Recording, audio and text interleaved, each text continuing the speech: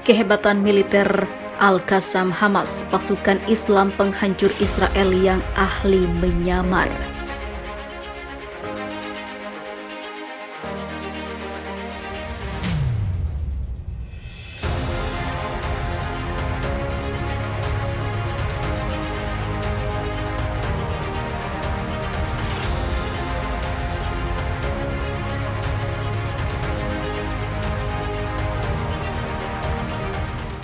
Sejak konflik Israel dan Palestina meletus bertahun-tahun lalu, Israel tak pernah bisa mematikan pasukan Al-Qassam.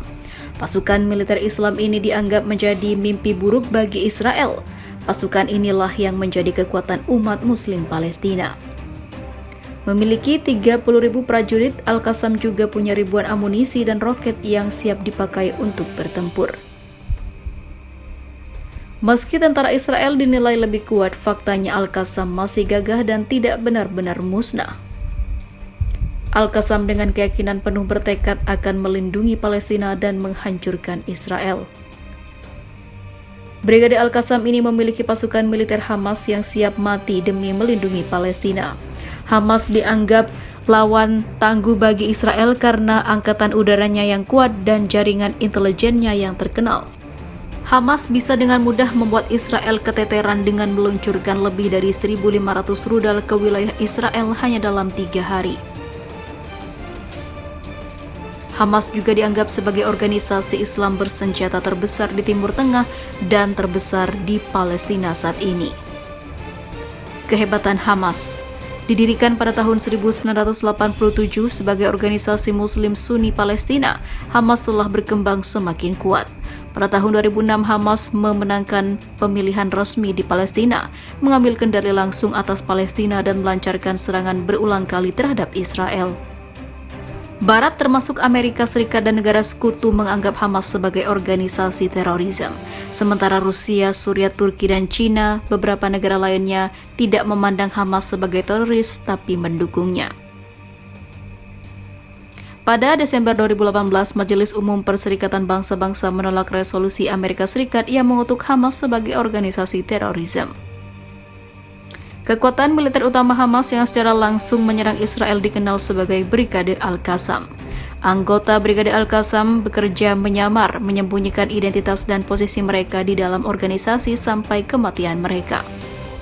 Menurut sumber militer Israel, Brigade Al-Qassam memiliki tentara sebanyak 30.000 orang, memiliki sekitar 7.000 roket dan 300 senjata anti-tank dan 100 rudal anti-pesawat. Brigade Al-Qassam juga memiliki puluhan jet tempur tak berawak. Yang paling elit di jajaran pasukan adalah pasukan khusus ke-400 yang berspesialisasi dalam melakukan misi pertempuran laut. Selain Brigade Al-Qassam, Hamas memiliki senjata militer independen lain yang lebih kecil, yaitu Jihad Islam, yang baru-baru ini bikin gempar. Pasukan tersebut juga memiliki 6.000 roket, puluhan drone, dan rudal anti-tank. Senjata terkuat Hamas adalah amunisi roket dengan jumlah peluru kendali hingga ribuan bola dan rudal untuk mendarat. Hamas memiliki berbagai sistem rudal jarak pendek seperti Qassam dengan jangkauan 10 km dan rudal Sejil yang juga memiliki jangkauan 55 km. Ini adalah senjata terbesar di gudang Hamas selain amunisi mortir. Selain itu, Hamas juga memiliki rudal dengan jangkauan yang lebih jauh dari 75 km hingga 200 km, cukup untuk mencakup seluruh wilayah Israel termasuk 2 kota utama Tel Aviv dan juga Yerusalem.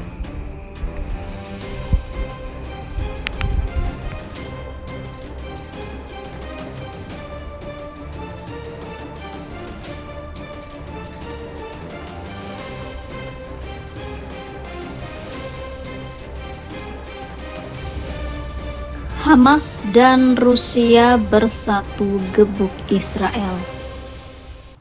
Kelompok Hamas diklaim bersama Rusia untuk bersatu melawan Israel di Palestina. Pernyataan itu disampaikan Hamas saat kunjungan delegasi ke Moskow.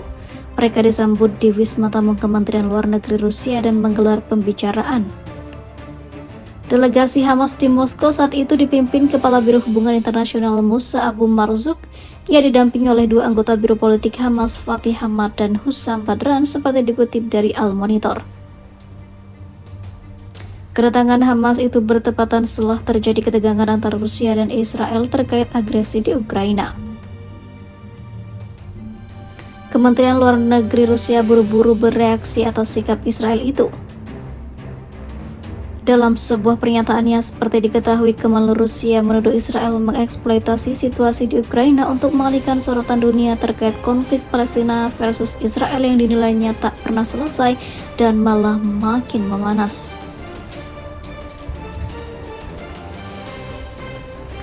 Sementara itu, Lavrov marah terhadap Rusia dikarenakan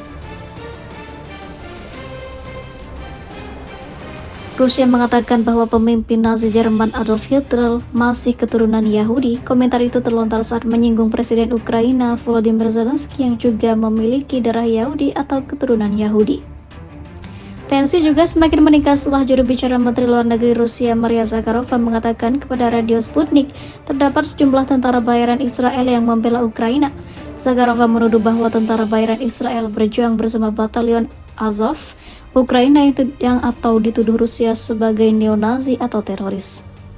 Sementara itu, pemimpin delegasi Hamas Abu Marzouk mengatakan dalam pernyataannya kepada televisi Al-Mayadin, perimbangan baru akan diberlakukan saat ini dalam sistem global. Ada peluang untuk mengubah status quo dalam sistem global demi kepentingan kelompok yang tertindas, ujarnya. Hamas meminta bantuan Rusia untuk mengebuk Israel dalam ketegangan yang terjadi antara Israel versus Palestina. Meskipun Rusia sendiri tengah menghadapi Ukraina dalam invasi yang berlangsung hampir 200 hari ini.